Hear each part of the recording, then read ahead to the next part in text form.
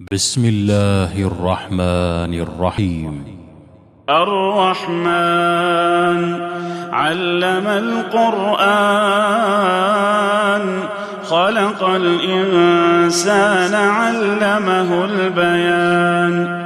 الشمس والقمر بحسبان والنجم والشجر يسجدان والسماء رفعها ووضع الميزان ألا تطغوا في الميزان وأقيموا الوزن بالقسط ولا تخسروا الميزان والأرض وضعها للأنام فيها فاكهة والنخل ذات الأكمام والحب ذو العصف والريحان فبأي آلاء ربكما تكذبان. خلق الإنسان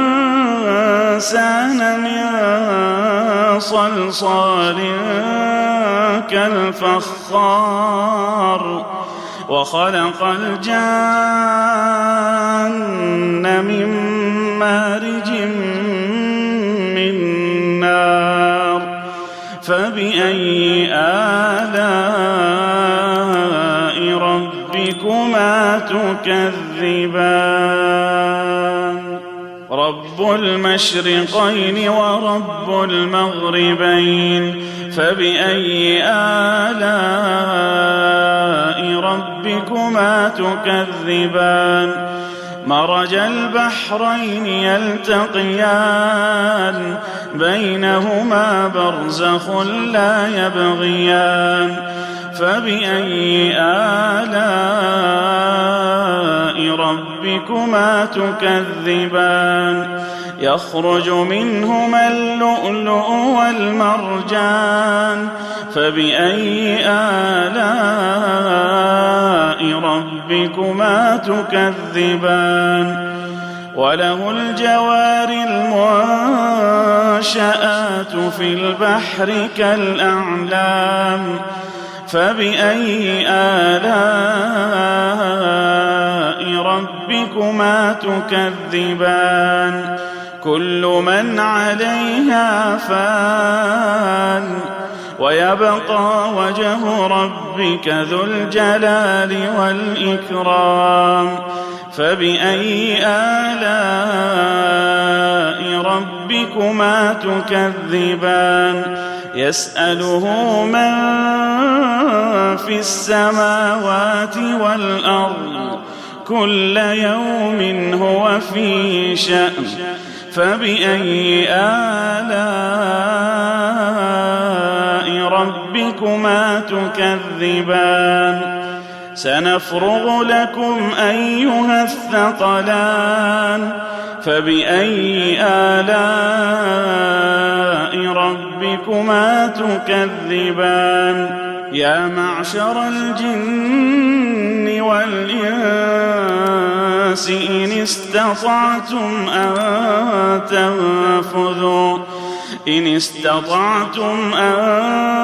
تنفذوا من أقطار السماوات والأرض فانفذوا لا تنفذون إلا بسلطان فبأي آلاء ربكما تكذبان.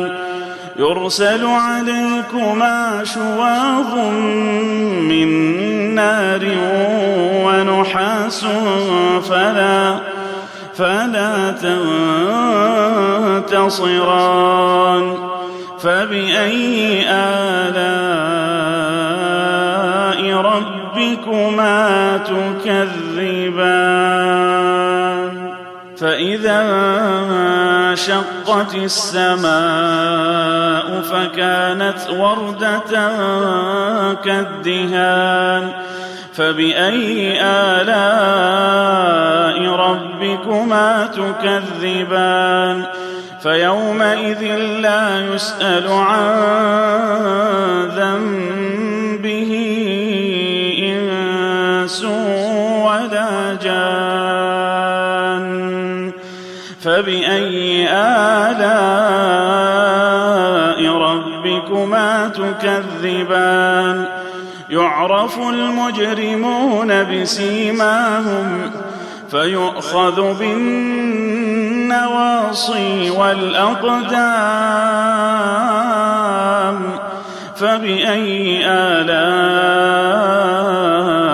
ربكما تكذبان هذه جهنم التي يكذب بها المجرمون يطوفون بينها وبين حميم آن فبأي آلاء ربكما تكذبان ولمن خاف مقام ربه جنتان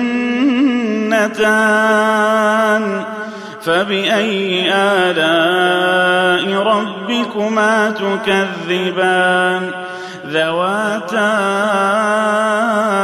أفنان فبأي آلاء ربكما تكذبان فيهما عينان تجريان فبأي آلاء ربكما تكذبان فيهما من كل فاكهة زوجان فبأي آلاء ربكما تكذبان متكئين على فرش بطائنها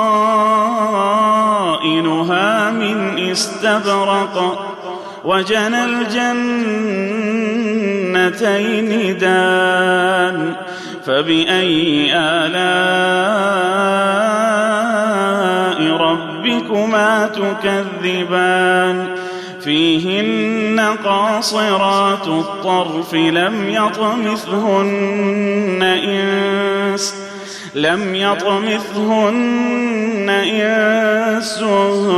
قبلهم ولا جان فبأي آلاء ربكما تكذبان كأنهن الياقوت والمرجان فبأي آلاء ربكما تكذبان هل جزاء الإحسان إلا الإحسان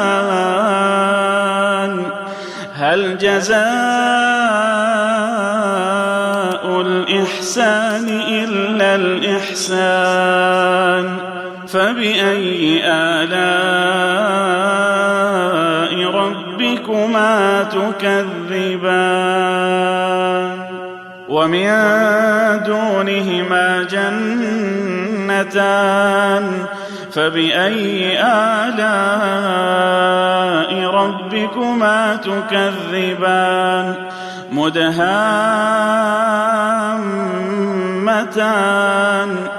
فبأي آلاء ربكما تكذبان فيهما عينان نضاختان فبأي آلاء ربكما تكذبان فيهما فاكهة ونخل ورمان